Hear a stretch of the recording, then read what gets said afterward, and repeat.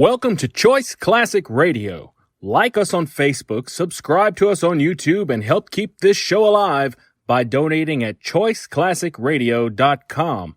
For more of your favorite old-time radio shows, join us on our companion podcast, Choice Classic Radio Detectives, where we bring to you tales from the greatest detective shows the golden age of radio had to offer. And now, with 463 episodes made, broadcast on CBS Radio from 1942 to 1955, we bring to you The Whistler.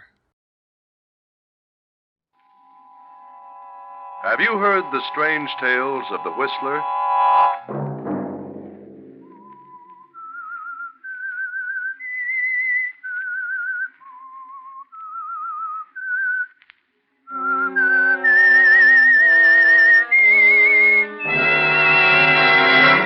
I'm the Whistler.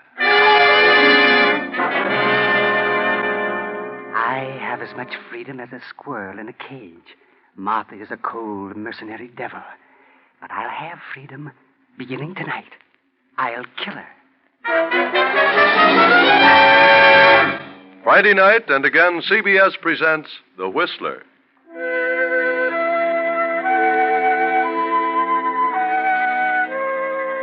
I, the Whistler, know many things, for I walk by night.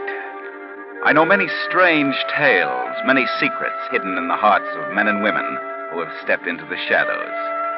And so I tell you tonight the amazing story of destiny.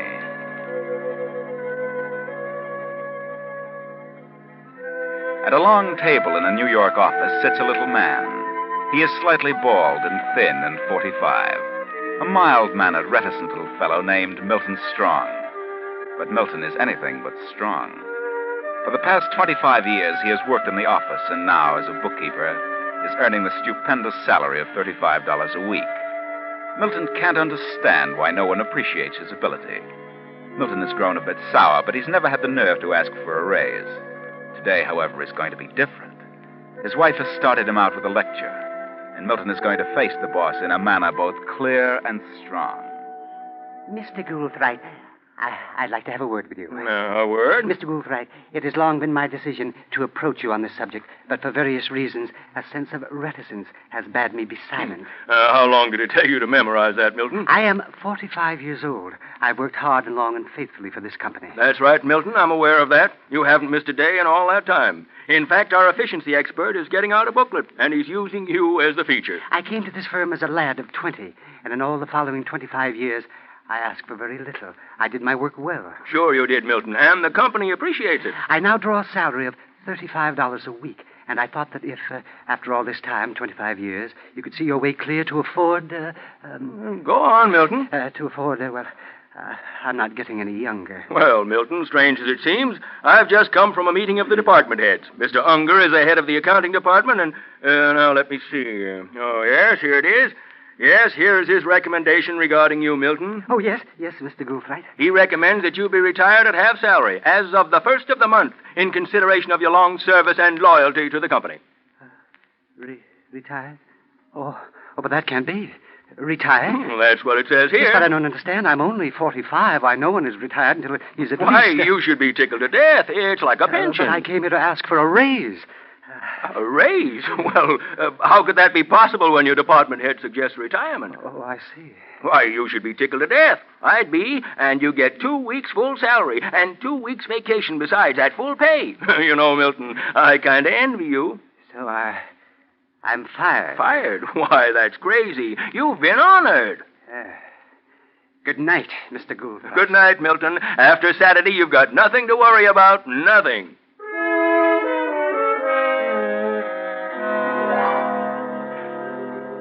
And so poor Milton Strong walks out of the big office and starts home.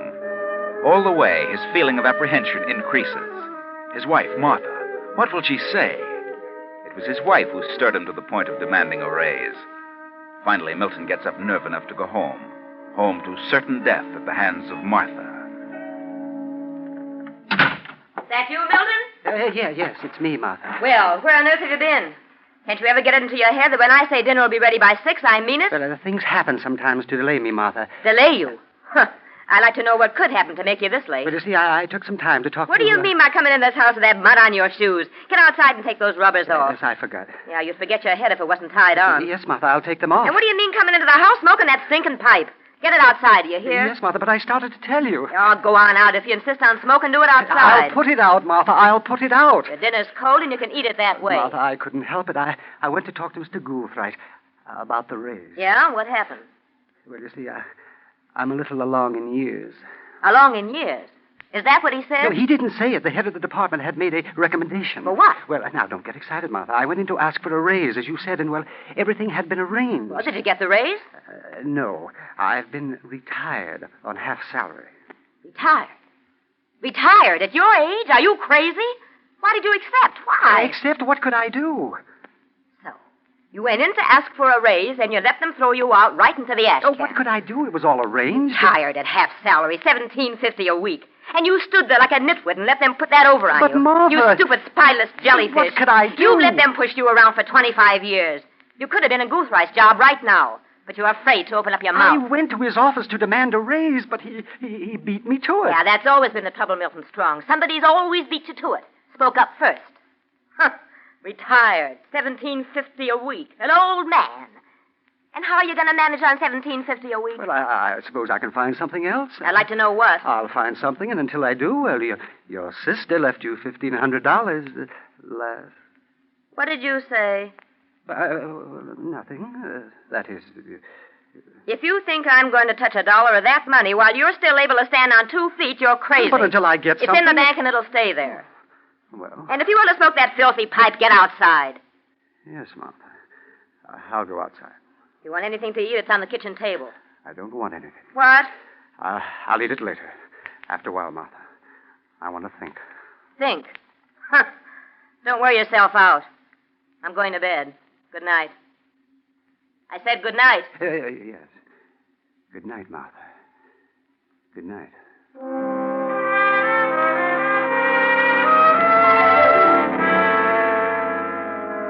It is long past midnight, and Milton has been sitting by the window staring into the night. Resentment has taken hold of him and slowly grown into hatred and revenge. Terrible thoughts surge through his brain. Why should I tolerate such persecution? Why should I stand idly by and be pushed around by everyone? Belittled by the firm? Bulldozed by Martha? She's not a wife. She's a cold mercenary devil. Freedom. I have as much freedom as a squirrel in a cage. Appreciation, loyalty, 25 years of it. And what do I get? But I'll have freedom. I will have it. Beginning tonight, I'll kill her. I'll go far away. No one will ever know what has become of me.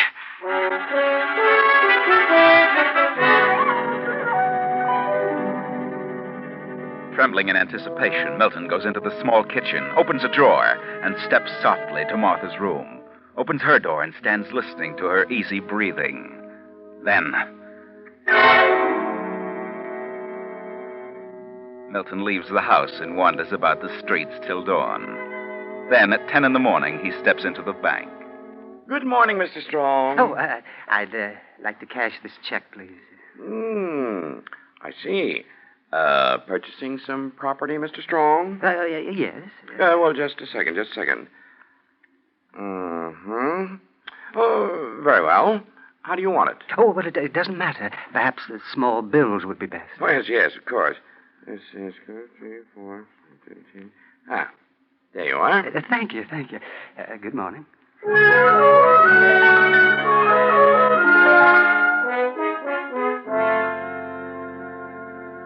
Several days later, Milton Strong gets off a train in a western state, takes a small bus for a little mining town 50 miles away. Here, in this vast desert country, he will begin a new life, a life of freedom. He will change his name, change his destiny. Milton Strong has ceased to exist. A new man is born. The little bus bounces into Oroville, and 2 hours later, he is chatting with a prospector in the Gold Plate Bar.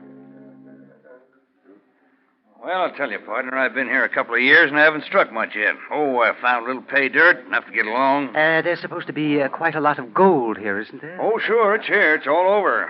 Sometimes you strike in a day or so, and then sometimes you work for years. And if a man ain't got capital of his own, well, somebody's got to grub stake him. But it's here. Yes. In other words, it's a matter of being optimistic. Yeah, that's it. Yes. Well, I think I'd like to try it. Of course, I don't know anything about mining. But... Oh, you don't have to know in this country. It's easy. Anybody can tell gold when he sees it.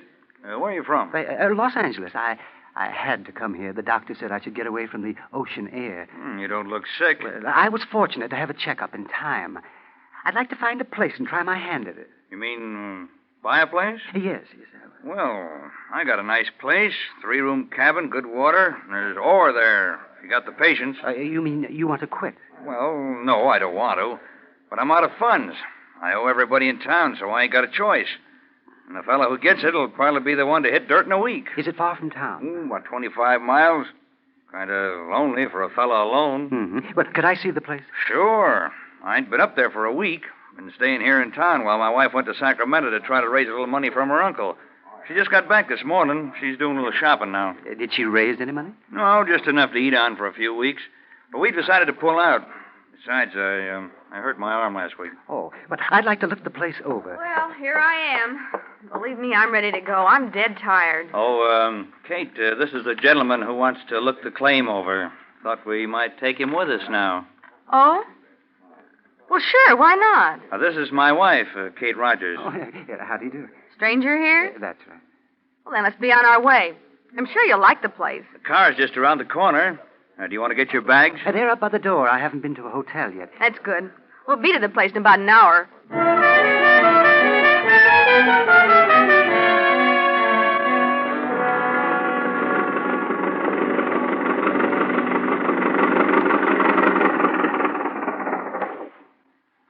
Well, this is it, friend. But it looks fine from here. And have a look inside. And tomorrow my husband can take you over the claim. There are 3 rooms. Living room, bedroom, kitchen. All fairly good size. Well, that should certainly be enough for one man. You're not married? No, I'm alone. Just a minute, I'll light the lamp. No electricity up here. Nothing else modern, for that matter. Oh, I understand. Yes, it's very nice. I like it. Plenty of good water for drinking and sluicing. The air's wonderful. That should interest you. Air? Something wrong with you, stranger? Yes, well, just a little touch of lung trouble. Oh, by the way, Mr. Rogers, how did you injure your arm? I noticed it's in a sling. Oh, it was my own darn fault. Kate warned me about digging on that ledge. I fell off and, well, I didn't break it, but the cuts just don't seem to heal up. Oh, I see. Now, to get back to the property, I'm pretty sure there's ore on it. Rich ore. And there's plenty of game around here. Come on, take a look at the bedroom and the kitchen. This is the bedroom. Steve! Steve! Oh, what's the matter, Kate? Look, Steve! Look! Yeah? Oh, steady, Kate. Take it easy. But who is he? I don't know. But he's dead, whoever he is. Dead? He's been shot. Oh. No blood around here that I can see. Must have been shot someplace else and made his way to our place. But who is he? I don't know. Never seen him before. According to his clothes, I'd say he was from out of town. Man from some city, wouldn't you say? Yeah, he must be. About 45 or 50, I'd say. Steve, we better go back to town and get the sheriff. Yeah, I guess so. Somebody should stay here. You'll have to drive me in, Kate, unless you can drive, mister. Oh, no. I never drove a car in my life. You mind staying here? No, I'll stay.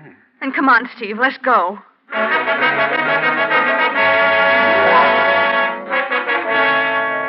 For 20 minutes after the departure of the prospector and his wife, Milton stares at the body of the dead man.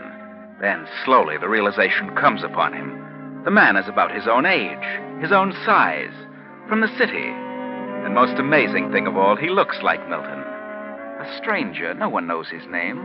But no one knows Milton's name. He hadn't mentioned his name once. Suddenly, he steps to the body and goes through the pockets. He finds identification. Harry Jacobs. Then, in another pocket, he finds... Good Lord. Money, bills. Why, there must be... 1, 2, 3, 4... Why, there's $20,000 here. $20,000. And no one knows who he is. Quickly, Milton reaches a decision. He exchanges papers with the corpse of Harry Jacobs, replaces some of the money in Harry Jacobs' pockets, and keeps some for himself. Then, 2 hours later, the Rogers return with the sheriff. Know who he is, Sheriff? Nope. Never saw him before. I'd say he was shot about 10 or 12 hours ago. How long do you think he's been dead? Maybe 6 hours. Well, from all appearances, he wasn't shot here. We ain't been here for a week, you know. Yeah, well, let's see if he's got any identification on him. I'd say he was from out of town, from the city. Who are you? Oh, this gentleman is our guest. He's looking the place over with the idea of buying it. I see. Well, here we are. This man's name is Milton Strong, New York City. Now, wait a minute. Look at this. A package of banknotes. Money wrapped in bands. Hey, read the printing on those bands. First State Bank of Oroville. Well, what do you know? This must be the fellow that robbed the bank in town this afternoon. What? Robbed the bank? Sure, ain't you heard? Killed the cashier and got away with $20,000. Vice president shot at him, but he got away. Well, there's probably somebody with him, but we don't know for sure. How much they get from the bank? $20,000. How much is there? Well, let's see.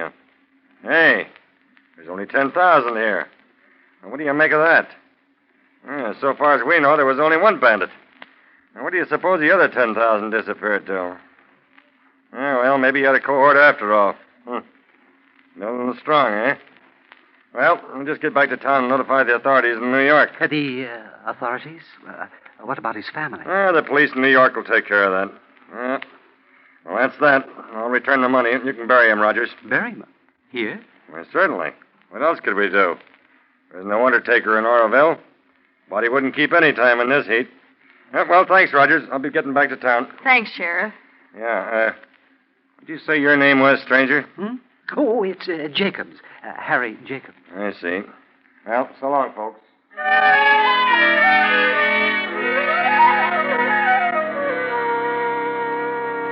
So, next morning, Milton Strong, the bank bandit, is buried in the sand at the edge of the claim. Yes, Milton Strong is no more. He is now known as Harry Jacobs. In the afternoon, Rogers shows him over the property and explains its potentialities. He still hasn't decided, and after dinner leaves the cabin again. Where's he gone now, Steve? Oh, he's wandering around by himself, trying to make up his mind if he wants a place.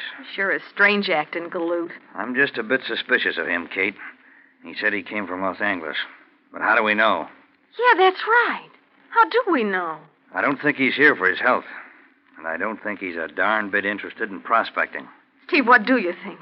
Tell me. I went all over the property again. Yeah? Well, you wear yourself out hiking around like that. Mr. Rogers, I've made up my mind. I'll take the place. Yeah? Well, now I'll tell you. Kate and I have been talking things over, and, well, it'd take a good deal to buy the place and finance the workings properly. But I've got plenty of cash, and I want the place to myself. Yeah? You got the money with you or in a bank? Yes, I have some with me. Enough, I'm sure, to handle the deal. You say you came from Los Angeles? Yes. You're a funny-acting fella, Jacobs. A little too quiet for my likes. Don't talk much. Just what happened in Los Angeles? Oh, what do you mean? You said you came here for your health. If it's lung trouble, as you said, then why don't you cough any? Oh, well, you see, it's... You got any identification on you, Jacobs? Oh, yes, of course. I'd like to see it if you don't mind. Yes. There you are. Harry Jacobs, New York City. New York, eh? Thought you said Los Angeles. Well, I came from New York to Los Angeles. I wasn't in California very long. And you got plenty of cash with you? Oh, yes, enough. How much do you want? Oh, 3,000 will do it. Well, 3? Well, that seems like a large price for this place. You want it, don't you, Jacobs? Real bad? Oh, yes, I'd like to have it. All right. You and me'll drive into town in the morning and have the lawyer draw up the papers. Yes, all right. Yes. Well, I think I'll go to bed now. It's a bit late. So, good night. What do you think, Steve? He's got the cash with him. This place ain't worth 3,000. I know. But if he's got that much, then he's got a lot more. Shall we... Well, I could slip into... No. Just leave everything to me.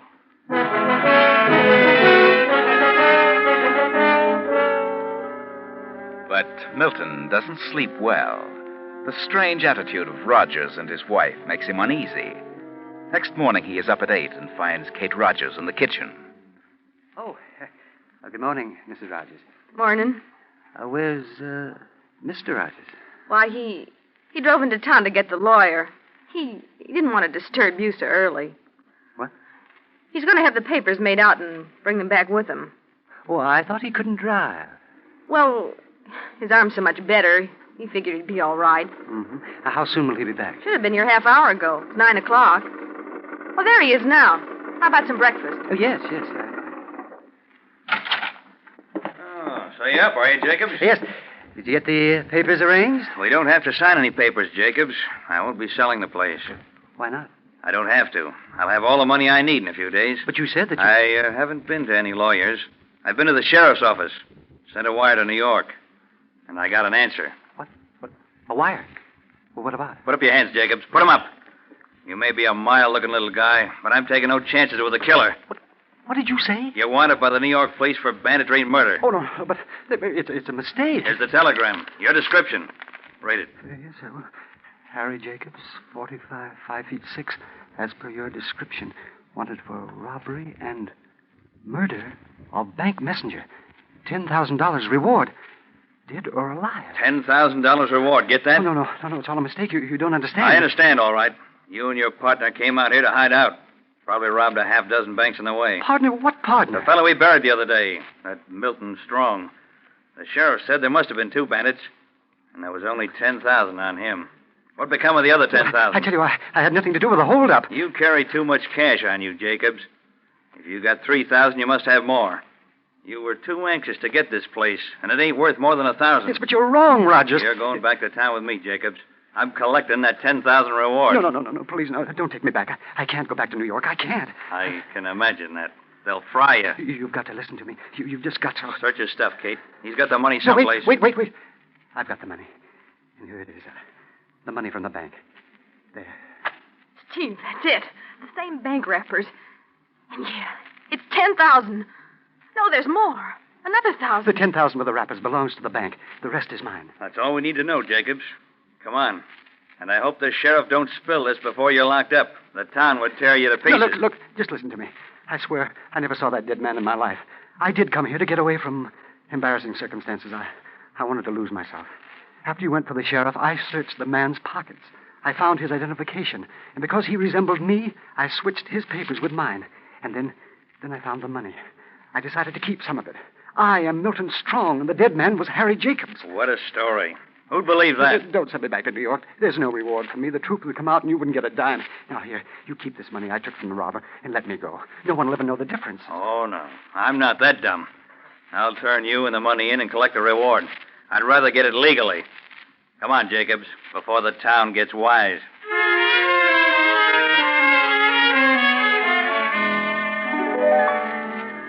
Milton is handed over to the sheriff and locked up in the flimsy jail. They have wired New York, and a detective with extradition papers is flying west. But unfortunately, the word has gotten around town that the jail holds the murderer of the bank cashier.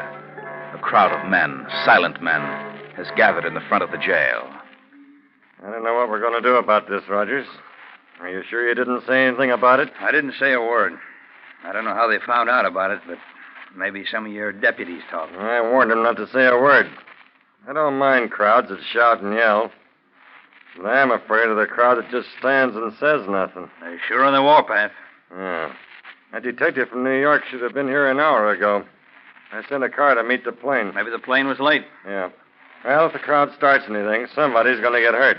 Hey, you fellas better get your shotguns ready. They might break out any minute. All right, Brady, don't worry about that. Well, Jacobs, got anything more to say? But I've told you that I'm Milton Strong. I had nothing to do with the bank holdup. Well, that crowd looks surly, so I guess I better put you back in the cell. Wait a minute. Here comes your car, Sheriff. It's about time. Go out and tell Jake, the driver, to stay around the back of the jail and stay in it. The car. Don't let that crowd know what he's doing. Right, Sheriff. I get you. You Sheriff Talbot? That's right, and I'm mighty glad to see you. Number 10 o'clock. Yeah, I know. Now, let's get down to business. The crowd outside's going to get impatient pretty soon. Crowd? What do they want? Yeah, what they call justice. This fella here held up the bank and killed the cashier. But I wanted to be sure he was Harry Jacobs. He had identification on him, but he claims he's Milton Strong. Milton Strong? Yeah. We buried Milton Strong several days ago. We found part of the bank money on his body. Milton Strong? Yeah. But if he's really Harry Jacobs, I'd prefer you get him out of here and deal with him in New York. I had one lynch in here, and I don't want another. But he isn't Harry Jacobs. I knew Harry personally. He ain't Harry Jacobs. No, but he is Milton Strong. Harry Jacobs was a professional holdup, but not Milton Strong. Then we really buried Harry Jacobs. What do you mean? I took this fellow to my claim with the idea of selling it to him. Yeah. We found a dead man in my cabin. I came after the sheriff, and this fellow claimed that while we were gone, he exchanged papers with the dead man. Well, from all appearances, that's just what he did. Yeah, but why should he do that? Well, Milton Strong is wanted in New York, too. I'm wanted in New York? What for? As if you didn't know. Well, what's he done? What's he wanted for? Hey, that crowd is starting. Get him out of here. Hurry. Out the back way. The car's waiting. Let's go, Milton. You can catch 11:30 train. I'll stall them off as long as I can. All the way back to New York, Lieutenant Clark will not talk. They ride across the country in utter silence. And 3 days later, Milton sits in the office of Inspector Burns of the New York Police. Milton, on the morning of July 20th, did you cash a check at a bank at 21st and Lexington? Yes, I did. A check made out to you by your wife? Yes. Are you sure your wife wrote that check? Well, yes, she did. Why did you leave town the same day? Well, I went on a vacation. Why didn't your wife go with you? Why? Because I wanted to be alone. That is... You might as well tell the truth, Milton. You haven't a chance to get out of it. No, I didn't. I didn't. Sorry, Milton, but we have proof. We have a witness. A witness? Yes. Bring in the witness, Lieutenant. Come in, please. Where have you been, Milton? Martha! Why didn't you let me know where you were? Oh, no, please, Martha. Let's don't talk about it here. What are you doing in Arizona? I was just taking a little vacation. I was going to write you. I tried to buy a cabin in the mountains. For you. And me, Martha. For us. What? Don't you dare light that pipe. No. No, Martha. I had to quit smoking. I wasn't even conscious of what I was doing. And what are you doing without your rubbers? You know it's raining. Well, I took them off outside, Martha. Come on, Milton. Let's go home. I have a few things to talk over with you. Yes, darling. Well, come on. Get up out of that chair. Yes, darling. Just a minute. What about this charge, this check forgery? Forgery? Oh. I wrote that check. I remember the whole thing now. Then what about the charge of wife desertion? He's come back, hasn't he? But we brought him back. Well, I wrote the check so he could make a down payment on a house. But like the child he is, he wanted to take a trip and hunt gold. He's always been an adventuresome soul. Well, go on, Milton. Get along. And if you dare light that dirty pipe, I'll shake your head off. Go on. Yes, darling. Well, good day, gentlemen. Well, it just goes to show you that no man can escape his destiny. No man can change fate. And when he attempts to do so, he only conjures up far worse conditions for himself. Poor Milton Strong ran away from things and ended up at the starting point, back with Martha. But he's happy now. Martha's nagging is now sweet music to his ears, because Martha really loves him. Out west, they almost lynched him, nearly took his freedom away. But Martha saved him. She lied for him. Yes, Milton did forge that check. He was even going to kill Martha. But he got cold feet the moment he walked into her room. But Milton will be a good boy now. In his search for so-called freedom, he came close to the jaws of death. Lucky Milton.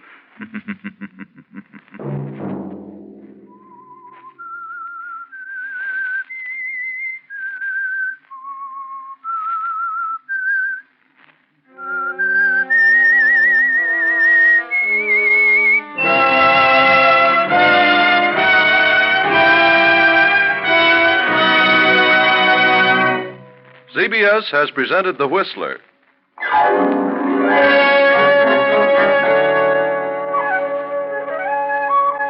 Original music for this production was composed by Wilbur Hatch and conducted by Ivan Ditmars. The Whistler is written and directed by J. Donald Wilson and originates from Columbia Square in Hollywood. Next week, same time, I, the Whistler, will return to tell you another unusual story. Good night. this is CBS, the Columbia Broadcasting System.